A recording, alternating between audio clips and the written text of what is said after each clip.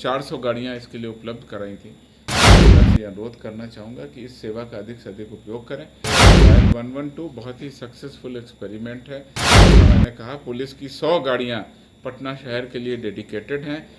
नमस्कार, मैं पूजा प्रिया और आप देख रहे हैं लाइव सिटीज। पुलिस मुख्यालय की तरफ से प्रेस कॉन्फ्रेंस आयोजित की गई थी, जिसमें एडीजी जितेंद्र सिंह गंगवार ने मीडिया से बात करते हुए कई अहम मुद्दों पर बात की। खासकर बात हो रही थी बिहार में लॉ एंड ऑर्डर, यानी कि बिहार में कानून व्यवस्था कैसी है, और जिस तरीके से बातें निकलकर सामने आ रही है कि राजधानी पटना में आपराधिक घटनाएं जो है उसमें बढ़ोतरी हो रही है। तो इस बात का, इस सवाल का जवाब देते हुए उन्होंने कहा कि ऐसा कुछ नहीं है, मैं आपके इस बात से सहमत नहीं हूं। अगर आप आंकड़ा देखते हैं तो आपराधिक घटनाओं में बढ़ोतरी नहीं हो रही, बल्कि अपराधियों की गिरफ्तारी ज्यादा हो रही। पहले के मुकाबले अब ज्यादा बदमाशों पर, अपराधों पर नकेल कसे जा रहे हैं, और आने वाले दिनों में भी आपको देखने को मिलेगा कि बिहार में किस तरीके से कानून की व्यवस्था स्थापित है। और आप इनकी पूरी बात सुनिए कि कैसे ये आंकड़ा भी बता रहे हैं। ये 112 नंबर वाली गाड़ी का भी जिक्र कर रहे हैं कि आने वाले दिनों में कैसे आपको सुविधाएं मिलेंगी, और ये भी बता रहे हैं कि अब अपराधी किसी कीमत पर नहीं बचने वाले हैं।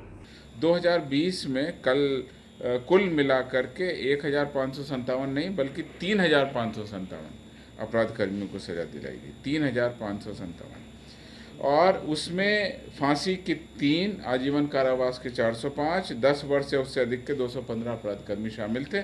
अन्य अपराध कर्मियों को 10 साल से कम की सजा दी गई। 2021 में कुल अभियुक्तों को सजा दिलाई गई वो संख्या थोड़ी सी घटी और 2631 अपराध कर्मियों को सजा दिलाई गई। इसमें फांसी की ज़्यादा सजा हुई। फांसी की 27 अपराध कर्मियों को सजा सुनाई गई। 705 को आजीवन कारावास और 332 को 10 साल या उससे अधिक की सजा सुनाई गई। बाकी अपराध कर्मियों को 10 साल या उससे कम की सजा सुनाई गई। इस वर्ष जुलाई तक ये जो आंकड़ा है ये बहुत अच्छा और बहुत उत्साहवर्धक रहा है। ये पुलिस और अभियोजन दोनों की जो टीम काम कर रही है उसके तहत हुआ है। अभी तक जहां पिछले साल केवल 2631 पूरे साल में अपराध कर्मियों को सजा हुई थी, इस साल जुलाई तक 3083 अभियुक्तों को अभी सजा हो चुकी है। और अगर यही रफ्तार रही तो 5000 से ऊपर अपराध कर्मियों को हम लोग सजा दिलाएंगे। इसमें फांसी की 6, आजीवन कारावास की 550, 10 साल या उससे अधिक के 264, 10 साल से कम 1024, 2 वर्ष से कम 1239, कुल 3083 अभियुक्तों को अभी जुलाई तक सजा दी जा चुकी है। उसके अलावा पिछले 2 वर्षों से हम लोगों ने एक और आंकड़ा स्थापित किया है कि कई अभियुक्तों को जुर्माना की राशि दे करके छोड़ दिया जाता है। उसको भी हम लोगों ने कन्विक्शन मांगा है, क्योंकि माना है चूँकि वो कोर्ट के द्वारा एक तरह की सज़ा है, उसमें जेल नहीं भेज करके जुर्माना की राशि वसूली जाती है। तो 2021 में जहां 5727 अभियुक्तों को जुर्माना दिया गया, वहीं इस साल जुलाई तक 22,221 अभियुक्तों को जुर्माना की सज़ा दी गई है। और इसमें जब हमने अलग अलग आंकड़ा देखा तो मैं आपको बता दूं, ये सारे आंकड़े मैं आपको उपलब्ध कराऊंगा। 2020 में हत्या में 357 अभियुक्तों को सज़ा सुनाई गई। 2021 में ये बढ़कर 687 हो गई, और 2022 में जुलाई तक अभी 528 लोगों को ऑलरेडी सज़ा सुनाई जा चुकी है। उसी तरह से डकैती में 2020 में 17, 2021 में 13 और 2022 में 31, अभी जुलाई तक का आंकड़ा, इतने अभियुक्तों को सज़ा सुनाई जा चुकी है।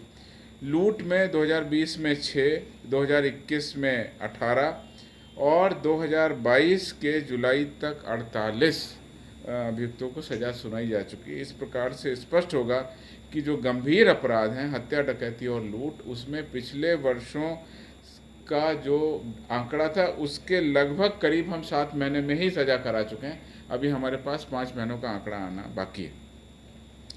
आर्म्स एक्ट की अगर हम बात करते हैं, आर्म्स एक्ट में 2020 में 71 अभियुक्तों को सज़ा सुनाई गई। 2021 में आंकड़ा बढ़ा और 166 अभियुक्तों को सज़ा सुनाई गई।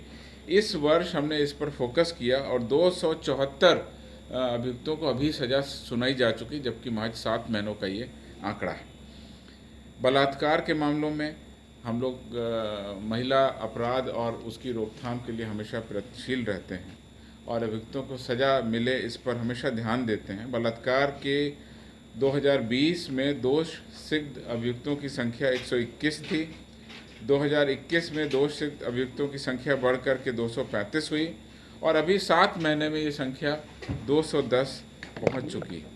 इसी प्रकार उत्पाद अधिनियम में भी बहुत सारी सजाएं हुई हैं, उनकी संख्या बहुत ज़्यादा बढ़ गई है। इसमें फ़ाइन की संख्या भी शामिल है। इस बार आपको पता है कि उत्पाद अधिनियम में फ़ाइन का भी प्रावधान है।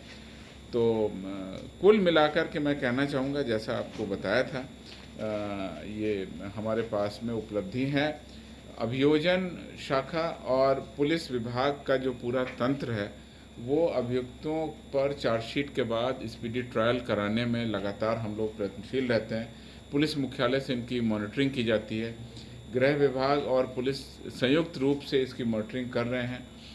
जिला स्तर पर डीएम, एसपी, अभियोजन के सभी पदाधिकारी वो लगातार बैठकें करते हैं। ये अभियान हमारा लगातार जारी रहेगा।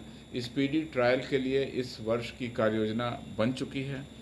इसके लिए जो चिन्हित कांड हैं उसको डीएम, एसपी और अभियोजन तीनों लोगों ने मिलकर के चिन्हित किया। उस पर काम चल रहा है कि राजधानी में घटनाएं बढ़ रही हैं, घटनाएं पूर्णतः नियंत्रण में हैं, कहीं कोई घटना नहीं बढ़ रही है। जो आंकड़े हैं मैंने विस्तृत रूप से आपको बता दिए हैं। और दूसरी बात, आपने कहा कि डायल 112 बहुत ही सक्सेसफुल एक्सपेरिमेंट है। जैसा मैंने कहा, पुलिस की 100 गाड़ियाँ पटना शहर के लिए डेडिकेटेड हैं और ये एक डेटाबेस हमारा बना हुआ है कि कौन सी गाड़ी कहाँ पे खड़ी होगी और वहीं से वो गाड़ी जब कॉल आती है तो सॉफ्टवेयर में ये पहचान होती है कि कौन सी गाड़ी पास में है, उसको हम लोग वहाँ पर भेजते हैं। अभी 2 महीने डायल 112 प्रोजेक्ट के कंप्लीट हुए हैं। इस 2 महीनों में किस तरह की कॉल कहाँ से आई, किस तरह की गाड़ियों पर ज़्यादा प्रेशर पड़ा, किस तरह की गाड़ियों पर कम कॉल आई है, उसके हिसाब से अगर रीलोकेट करने की आवश्यकता होगी तो हम लोग इस पर विचार करेंगे। कुल इस पूरे राज्य में 400 गाड़ियाँ इसके लिए उपलब्ध कराई थी।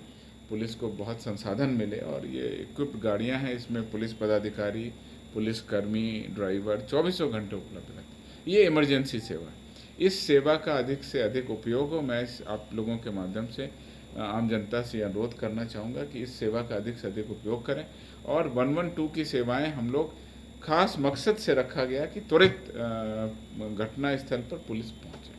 तो आपने जितेंद्र सिंह गंगवार को सुना। आपको बताते चलिए कि बिहार में लॉ एंड ऑर्डर यानी कि कानून व्यवस्था, विधि व्यवस्था अच्छे तरीके से स्थापित हो जाए, कानून का राज चले, इसके लिए अब पूरी तरीके से जो पुलिस मुख्यालय है वो मुस्तैद है। हर एक छोटी बड़ी चीज़ों का ध्यान रख रही है और लोगों की सुरक्षा में तत्पर है। आप देख रहे हैं लाइव स्टीज, हमारे साथ बने रहे। चैनल को सब्सक्राइब कर ले, फेसबुक पेज को लाइक करना ना भूले। वीडियो देखने के लिए आपका धन्यवाद।